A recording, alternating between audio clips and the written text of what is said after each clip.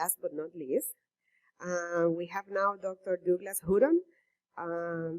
Dr. Hooton is a president of Concrete Durability Associate Incorporation in Toronto with focus on concrete durability and sustainability. He is also a professor emeritus and still holds the title of NSERC, Cement Association of Canada, Senior Industrial Research Chair in Concrete Durability and Sustainability in the Department of Civil and Mineral Engineering at the University of Toronto, where he taught for 35 years and where he continues to supervise graduate students. He's an honorary member of the American Concrete Institute, and he also chairs Committees 201 as well as C130A, Sustainability of Materials. In Canada, he also chairs CSA Committee A23.1. So, welcome, Dr. Hooton. I'll be talking again on Wednesday on ASTM standards. Caesar would be interested to know. I'm going to talk about innovations at ASTM in terms of performance standards. So that's another session. A cheap plug for that session. So anyway, I chair the Canadian Standards Committee. That edition is almost out. We expect to have our next revision out in early 2024. We're just going to ballot now on the changes to that standard. Okay. And I'm talking about performance standards because in 2009, we changed our standards around to require concrete to be 100% either performance or prescriptive based. It used to be that there was a hybrid common option, which is typically what happens in the United States. Yeah, you specify performance in terms of strength, but I got minimum cement contents and limits and other things that are prescriptive in nature. So that was the hybrid approach, and many standards around the world have that hybrid approach. People talk about performance, but they're not real keen on it when you get down to it.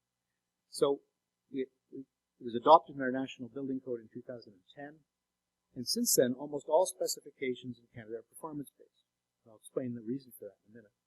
Because, mainly the reason is that the owners and specifiers don't want the responsibilities associated with prescriptive specifications.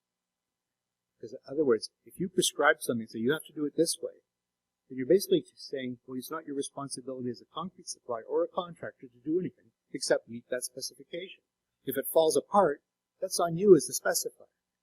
All of a sudden, the light goes on, and they say, well, that's not the risk I want, so all of a sudden, they're not so interested in prescription anymore. But it's just a mindset, because we're used to doing that for 100 years in most standards around the world. And we've been making minor tweaks since then, but essentially we've been doing this since 2009. As I said, the initial pushback was from a number of specifiers and owners who had their own specifications, but were prescriptive in nature. But the issue is that if you prescribe it, then you own it. Because in other words, if things don't go the way you expected it to go, that lays on whoever's prescribed that. And if it's performance-based, then if they own it, the risk goes to the supplier and the contractor, but they can manage that. And I'll explain how we did that. So it's been quite successful in my mind. I mean, there may be people who don't agree with me in the room. There's a number of Canadians in the room, or ex-Canadians. But we basically, about 20 years ago, John Bickley and Ken Hover and I did a big study for the NRMCA P2P program on performance specification. Because NRMCA was all about performance. What they meant was performance up to the end of the chute of the truck, not in the structure. But we wrote this thing, and we reviewed all the performance specs around the world, and we found out that everybody talks about it in their specifications and codes, but they don't do it.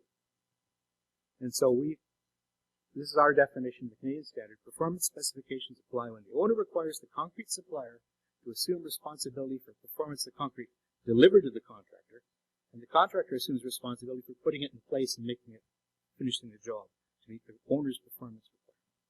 But you have to do a performance spec. You have to have final outcomes in mandatory language. And the way you can measure it, as Oscar was talking about, you have to measure by accepted industry standards. It means you can't just make up stuff. You have to have industry standard test methods, and you have to have limits based on those test methods that people have agreed on. And the ASTM process works quite well in that regard. But then you leave it to the contractor and the manufacturers, material suppliers, to pull that whole thing together.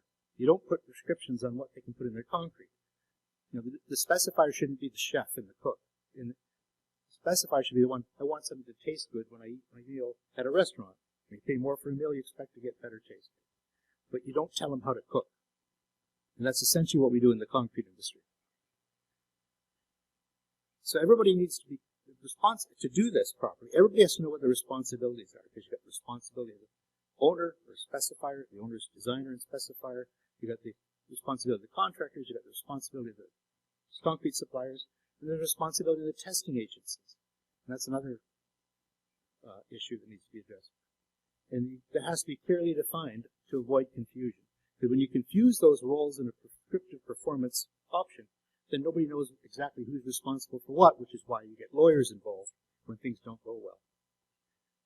And communication is key to this whole process.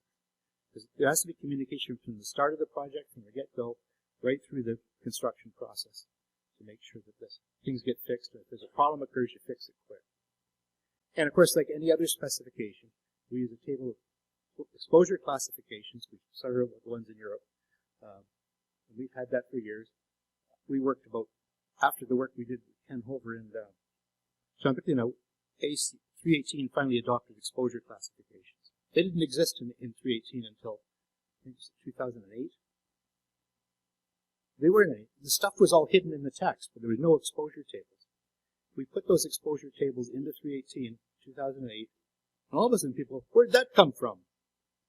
It was there the whole time, but nobody saw it because it was hidden in the terms. There wasn't a big table that drew your attention to it. Nothing, we didn't change a single thing in that spec, and all these people put up their hands in horror. Didn't realize they had to do this all along. Because they did. It's a funny thing. It's got to be visible. But anyway, all the contractors in the CSA, we have the exposure tables, and I'll show that in a second. Then we define the responsibilities of the various parties in the construction. We have it in a table, again, to draw attention to it. We also have a long annex that goes into more detail to explain what's in those tables. And then we've introduced some standard practices for what's required in a bid process for qualification of mixtures. We have another practice that's what's the acceptance process for concrete. And we apply options, and of course that depends on the nature of the job. Not all concrete projects are the same. If you're building a house, it's a lot different than building a big infrastructure project or a tall building. You have different requirements for different types of jobs. So here's our basic types, and basically we have, just like ACI now, chlorides, but you see ACI has 1 chloride exposure, C2. We have 5. Freeze-thaw, 2. If it's not exposed to anything, we call it class N, which means not exposed. And then, but we have a special category for like finished floors, because finished floors require some extra work. Because something like, for example, an industrial floor requires finishing requirements that may put some requirements on the concrete beyond the exposures. We do acid and chemical effluents, biogenic type things, and we have sulfate exposures, which are very similar to this ACI ones. So here's our table, and Oscar showed this before. We have exposure requirements on the left, water cement ratio limits, which are prescriptive, and I'll come back to that. We haven't got rid of those yet. We have minimum strengths, but you notice I've highlighted some in red. They're not at 28 days all the time. Because if you're doing chloride exposures, one of the best things we can do to get the chloride exposure is to reduce the permeability, and to do that, we need to use supplementary cementitious materials, and some of them don't develop those properties by 28 days. 28 days is a concept based on Portland cement alone. And a lot of these materials develop their properties at 56 or 90 days, so we set it accordingly. Otherwise, to meet these specs, you'd have to use silica fume in every mix. And that's not a practical approach. So we allow our strengths by 56 days for the chloride exposures, and we have a coulomb limit, as Oscar mentioned. We're also, in the next edition of the standards that come out next year, we're allowing you to do bulk resistivity measurements as an alternative, and have limits for that, which we're still settling, to that requirement, which means you can do it a lot faster. There's reasons for doing that, and I'll mention that later. We also have an optional drying shrinkage requirement, maximum drying shrinkage requirement. As I mentioned, 28-day strength is not an adequate performance metric, but yet all ACI 318 is 28 water cement ratio and 28-day strength. That's not the only requirement. Construction schedules, we want 1-day strengths, when you can strip the forms, when you can remove the reshoring and vertical construction. All these things that dominate construction schedules are more important than 28-day strength. And then if you want durability, when you're building something for 50 years or 100 years, why are we speccing it at 28 days? other than maybe convenience of payment of contractors based on 28-day strength. And there's ways of getting around that using accelerated testing. And we need to measure durability directly. And this is an example, and this is a graph from the late Mike Thomas, just showing 3 concretes, and you have the ASTM C1202 permeability index test on the vertical axis, water cementitious material ratio on the bottom axis. It shows 3 different concretes. And it shows Portland cement concrete on top, a 25% flash, mix in red, a slag silica fume combination in green. All of them at 0.40, and they'd all meet 5,000 psi, so they'd all meet ACI 318 Class C2 concrete. But they're not the same concrete. They're not going to perform the same, because they're going to have way different permeabilities, which is typically C2. We're trying to keep the chlorides out and not prevent corrosion of reinforcing bars. So they're not going to perform the same in practice, but in ACI we say those are all identical concretes. And that's not the reality. And the reason we set chloride permeability limits in Canada, even for parking decks at 1,500, is because we don't want straight Portland cement concrete in parking decks. Because we know they're permeable, and they're going to start, we know from thousands of parking structures, they're going to corrode early in their life. They're not going to last the design life if that's all you do to protect your concrete, even with whatever cover you use. You need to use something to make the concrete less permeable. And so we deliberately set the limits such that you had to use supplementary materials. And that's why we went to the later age dates to allow that to be done on a practical level as well. And what this also shows is if I had a 25% or even 30% fly ash, I could meet the same permeability at 0.5 water cement ratio as that Portland cement at 0.4. But it wouldn't be allowed in the code because we don't have any direct links to durability there. We're assuming that all concrete can be as bad as straight Portland cement at 0.4 at 28 days. And they can be a lot better than that if we want to improve the service life. We tried to do that, introduce that into the new 318 code that's coming out next year. Serving that committee, and the pushback was we don't want to adopt direct performance testing because we don't trust the testing industry. He said they can't do strength tests properly. Why would we trust them with a durability test? That's a pretty sad comment on the whole industry. That we want performance, except we don't trust performance. We don't trust the people that do the performance test. Let's not do anything about that. Let's just move on and do nothing. There we are. Anyway, back to CSA. So we did a test method, and for all durability things involve keeping nasty things out of the concrete, through the pore systems of concrete. So we did a test method for anything that is permeability index or based, or an index test for that. Then you have specific requirements for things like you want to avoid ASR. There's practices for that, and ASTM has those as well. Sulfate resistance, we have test methods for that. Freeze-thaw test, de-icer scaling, those are things you can add on later. But the primary thing you want to do here is keep, in any performance spec, is keep the nasty things out. So what can you do in a time frame? You can do bulk diffusion testing. They take 3 or 4 months to do. It's not very practical, except on a big infrastructure project when you have that sort of lead time. But if you're going to do on any other job, you need to do something that's relatively rapid. Now, the ASTM C1202 has been around since 1982, I think, so 40-odd years. And people love to hate the test, but because there are downsides to it. And there's other tests that are a little more reliable. The Nord test 492 that was used on one of the bridges in New York by COE, and their construction is their quality control. Good test too. You basically split the sample open, spray it with silver nitrate, and you get that. You can see how far the chloride's got by where it turned white. It turns to silver chloride, which is white, and the light turns the rest into silver nitrate, which turns dark. It's black and white photography on concrete. It tells you how far the chloride is. So interesting test. But both those tests take about 2 days start to finish, which means you're going to do them separately. Bulk resistivity, which you've probably heard about various things. You basically take a concrete cylinder, put it between 2 electrodes with some sponges on each end to make sure you get good contact on wet concrete, and you measure the resistance to a flow of voltage. Resistance is the inverse of conductivity, so you're doing the same sort of thing as 1202, except in reverse, and you're doing it, you can do it in 30 seconds to a minute. You get the same answer. You get the same information in 30 seconds to a minute, which means you can do that on the cylinder, put it in the testing machine, measure strength. For almost no extra money, you get a sense of the durability as well as the strength of the concrete. Now, there are some limits, and I've shown them there. Concrete has to be fully saturated. The conditioning fluid used affects the result because they have different conductivity. So in the Canadian standard, we use saturated lime solution because we figure a lot of people use that for strength testing. And all electric tests are based on are temperature sensitive. Doesn't matter which test you use. Electricity flows faster in warm temperatures, so you want to make sure they're all done at standard lab temperature, so you don't get effects of that. But it's a dead simple test. There's all kinds of commercial devices available to do it. There's at least 4 I know in the market to do it, and you can do it on the same cylinder you're going to test for strength. Okay. Now, but then we have to say, well, okay, we've got a test method now. What are the limits we're going to use?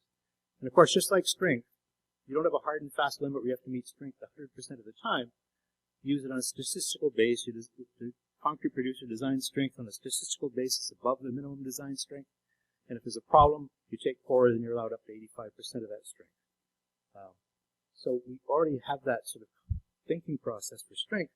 We need to apply that to other specs. And so what we do in Canada, in the current spec, for example, for our C1 exposure, we specify 1,500 coulombs at 90 days. So that's a single value test. If we're doing it on a construction acceptance, he said the running average needs to be less than 1,500, with no single value greater than 1,750. We know the test has variability, so you have to account for that. You're not going to fail a concrete because one test doesn't come up with the right number. It has to be a running average. The average has to be less than 1,500, but you allow for that variability. Same way we do with strength. And of course, if you're a producer, you're going to target something lower than the spec to make sure you're well below the limit. And we do the same thing. We're going to do the same thing with resistivity. We haven't quite settled on the numbers yet. If we spec a 120 ohm meter, which is about the same as 1,500 coulombs, you're going to allow a running average, and no single value limits as well, to allow for the variability of the test methodologies and the ability to do it. We do the same thing for air void distribution from freeze thaw in CSA. We specify 0.23 millimeters, which is about 0.009 in inches, slightly higher than the ASTM or the ACI limit, but it's actually the data supported 0.009 when they developed it back in the 50s, but they went on the low end. And then we allow a running average of 0.009 with no single value greater than 0.010. So allowing for the variability of the measurement of hardened air voids. And we require concrete to have fresh air content, 5 to 8% on 3/4 inch aggregate, and we require a minimum of 3% on hardened concrete and the air void space when it's specified. Now, curing is another thing. We have curing categories, just like ACI, and we have what we call basic curing, additional curing, and extended curing. But it's based on strength, either time, fixed time, or strength.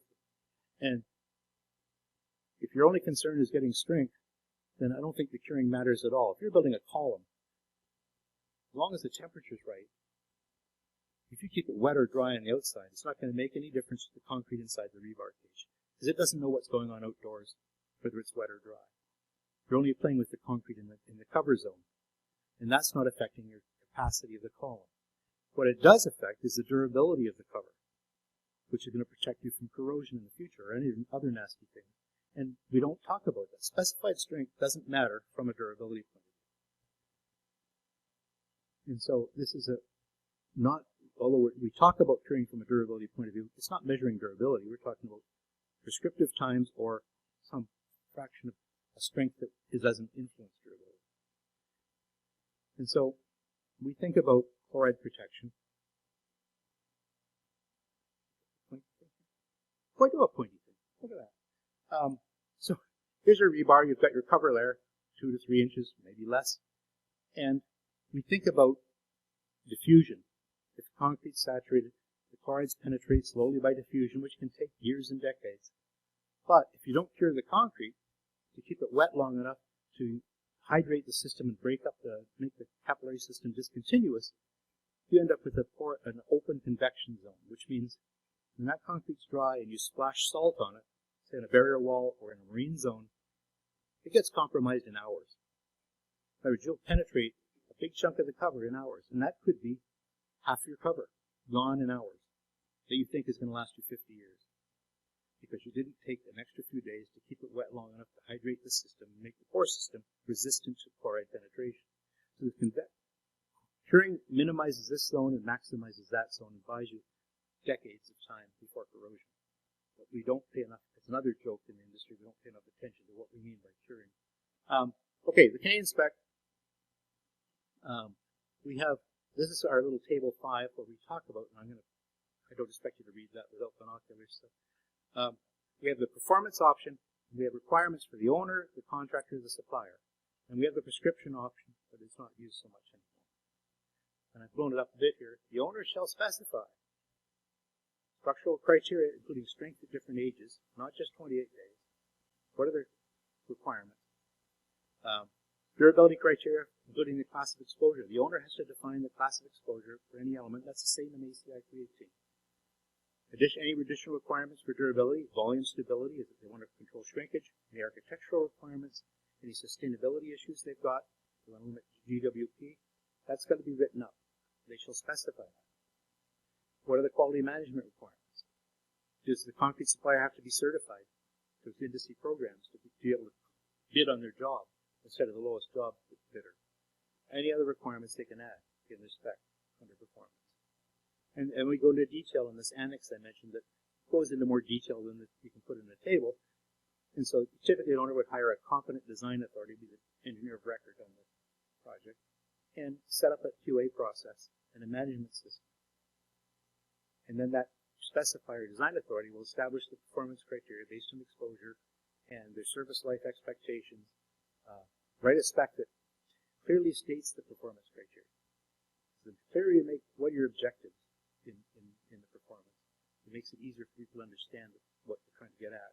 And whatever pre-qualification or verification criteria they're going to need for managing that. Quality assurance, conducting quality assurance testing, and reviewing all quality assurance data to make sure they've met the performance, defining exposure classes, anything else they need. That's part of the deal. The concrete supplier has to certify their equipment and material to meet standards. The plant is certified. The mix design satisfies the requirement, which they mean by performance. Whatever the performance requirements are. What are the strength requirements? What are the permeability requirements? Does it meet the requirements for the exposure class, and say air entrainment? That also be certified, but they don't have to disclose the mix proportions, as Oscar mentioned. Because that's nothing to do with it. That's like saying, because what the concern in Canada was that people were shopping the mix designs. They get a big ready-mix supplier, does a lot of their homework, their internal research, they supply a mix design to meet a performance, and then the specifier shops it around to a low bidder. And they think, well, why did we invest this money in this if we're going to shop it around? They say, we're not going to give you the proportions anymore. It's like asking a car manufacturer, well, yeah, I want a car that has a big engine and gets me from A to B, but now I want to tell you what to put in what kind of metal to use in the engine, or what kind of metal to use in the body. That's nothing to do with performance. That's just all they got there. Means and methods. But the materials they use have to meet standards, and the performance requirements have to be demonstrated. And that's the bulk of this thing from the supplier's point of view. And you have to document it. You can't just say you met it. You have to document it in writing and show you've got the data to support that for that mix design. And again, this is just more detail from the annex. Certified the plant is certified and it's competent. Their trucks are up to date and meet spec. Make sure that they have a QC plan so that you demonstrate the ongoing meeting the performance requirements. You don't just do it once. And submit documentation to the satisfaction of the owner demonstrating you're going to meet the strength and durability requirements. The contractor, on the other hand, here's the requirement. Work with the supplier to establish the fixed properties to meet the performance requirement, both fresh concrete and hardened concrete, considering the contractor's criteria for construction placement methods. There's no point asking, Oscar mentioned slump. The designer should not have anything to do with slump requirements. The slump issue is a concern of the contractor. What do they need with the equipment they've got, with like the rebar configuration, to place the concrete and get it adequately compacted? Nobody in the design office should be telling them what slump to use. That's a materials property. That a metric that they shouldn't be part of. If the contractor doesn't have the slump they want, you know what's going to happen when the truck arrives? They're going to add water. And then everything else, the performance goes out the window. It's like dumber than dumb, but it happens every day of the week because engineers get involved with specifying something they have no part of, be part of. Leave the slump to the contractor to be able to do it properly. And they have to submit documentation demonstrating the qualification requirements have been met by the owner. So it means they work with their supplier. Okay, your concrete's going to give us this, and we're going to do it this way, and we think we can do it, and we're going to document that and give it this to the owner and document that we can do this. And you have to have a quality control plan. The quality control is the contractor's responsibility to make sure that they're ongoing, meeting that quality. And they have to show that data to the owner as they're going to show that they're meeting it on a continuous basis.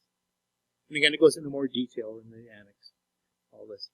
So they have to do the QC plan, work with supplier, and there's a bunch of small things. I won't go into it now. And this quality control plan should include, you have to identify the person in charge of quality management of the project. There has to be somebody who's responsible for the quality management. They have to have document management to show that they're going to have the data available when you ask for it. And they have to document they've got the processes in place, the means and methods to do the job to meet those performance. And to verify that the mix, there has to be a verification process that the mixes that were qualified are actually being used on the project. And what do you do if there's a non-conformance? Find out what it is, fix it, and prevent it from reoccurring. And that involves inspection, ongoing inspection. And it includes, one of the things we define is the contractor has to provide this site storage to protect the concrete. This is one way of protecting concrete, maybe not the most efficient, or meeting the standards, Michelle Wilson's dog, but anyway, you want safe storage and proper treating of the specimens, because one of the biggest problems is bad testing, because people cast cylinders and they leave them out in the site, they're not temperature controlled, they're not protected from vibration or being knocked around, and it's up to the contractor to provide that facility for the testing agency. So they put their cylinders somewhere, come and get them the next day, and take better care of them. Because bad testing is the same as no testing, and it brings lawyers in because you get failures when there's no problem with the concrete, the problem is with the testing. And we have requirements for what the initial curing period is at the job site and what you do once you get back to the lab. Okay. Now, Oscar talked about mass concrete. The CSA has a detailed thing on thermal control plans, because sometimes mass concrete is not what people think. People think of dams and large objects. But with high performance concretes, high strength concrete, low water cement ratio concretes, 0.4 et cetera, it doesn't have to be more than about 10 inches thick before you've got thermal issues. So it's not a 3 feet, 4 feet. You could have thermal control problems if something's as little as 10 inches thick. So maybe not a floor slab, but certainly columns in a building. You've got to have a thermal control plan. And of course, this requires working together. They have to work together to coordinate the supply and the contract. Because the owner's contract is with the contractor. Concrete supplier is a subcontractor, if you like, to the contractor. The owner has no direct relationship with the concrete supplier. So they've got to work together as a team because you've got two different owners of the concrete up to the point of delivery and after delivery. And they want to get paid, they've got to make sure that they both work together. One of the things we found in terms of some of the issues in putting thermal control plans is something that John Beckley and I did some years ago, about 25 years ago, and a lot of contractors are using this in Toronto and other places. We do insulated meter cubes, just over 3-foot cubes, put thermocouples in it, we cast the concrete during pre-qualification, and look at the thermal issues, maximum temperatures, maximum temperature differentials, and you can take cores out of these things because a 6x12 or a 4x8 cylinder does not replicate what's going on in your structure because of the temperature issues. Concrete in the structure is probably going to be a lot stronger than what you estimate from cylinders in a lab on tiny specimens that don't replicate the temperature history and maturity that the concrete's got. And so you can monitor this. It's easy enough to do. You can see that the ambient temperature there is the yellow line that's bouncing around daily. The green line is just in from the surface. And the other lines are in sort of central into the core. So you can see, well, we've got a maximum gradient of 20 degrees C, which is what, 35 F. Maximum temperature of 60 degrees C. We know what the placing temperature is, which is a 50% slag mix. This is going out for 10 days on that cubic meter. And because of real-time wireless instrumentation is available, almost all the contractors now, at least in our area, are using wireless sensors and doing maturity and measuring this in structures because they can accelerate their construction if they do this. The Toronto, we have a lot of vertical construction. Typically, we have 40 or 50 vertical high-rise buildings going up at a time, and that's been going on for 2 decades. And they can save days per floor by doing this technology of knowing the maturity as opposed to just measuring cylinders in a laboratory for deciding when they can strip the forms, jump the forms, or remove reshoring vertical construction. It's to save them months on a job. Let's say a 50-story building. Okay, so the other thing is, when do we do the testing? What did I do there? That changed this. Okay. We have requirements in the test labs. They have to be the requirements. We have a standard for testing laboratories. And they have to meet that in the appropriate category and be certified to the approval of the owner. They have to do the test methods according to the standard. And all the test reports they generate have to be distributed properly. Our new standard is going to require them to allow them to use wireless reporting too, electronic reporting of standards. So not just paper records that take time in the mail. Okay. Anyway, we're done. Almost. One of the things the only other thing I was going to mention is, I mentioned these qualifications. We have standard practices for mix qualification. For every job, because all jobs are all different sizes. You've got jobs that are small. You're not going to do so much testing on them. You've got bigger commercial, industrial jobs. You've got big infrastructure jobs. You've got different amounts of testing required.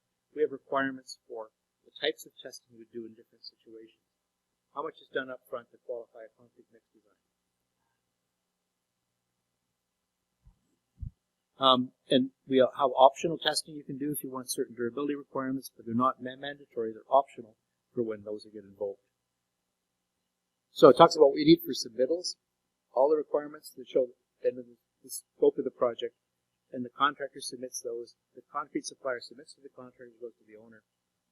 And it depends on what they require. And we have this one for acceptance.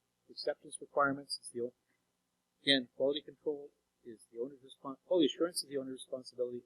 Concrete contractors and suppliers for quality control requirements. And we talk about what tests to do and what's for inspection. Inspection shouldn't be just measuring the slump on a job site. Inspection has to involve a whole bunch of things like inspecting cover requirements, cleanliness of forms. There's a whole bunch of things that inspection needs to include, not just measuring slump on a job site. And so we can do things in performance way, and we're evolving. The Canadian standard is evolving. We haven't got everything down to performance. We're trying to move there. I think we've made pretty good progress in that regard. We're still working on some things on trying to make curing more performance-oriented, durability performance rather than prescriptive. And we're going to look at potentially relaxing water-cement ratio for applications where you can meet the durability requirements. And so the roles and responsibilities are different than a prescriptive standard. There is a learning curve, but it's amazing that contractors know how to make money. If you make something performance-based, they will adapt to it. They'll tell you the sky's going to fall, but then they find out that they can find there's a way to get a bonus, they'll make a bonus. Unless it's a complete screw-up, they're going to make money on the job. And that's how it's happened in Canada. So it's all worked out in the short term. But then we're a bigger country with a small population, so maybe it's different. Okay, thanks everyone.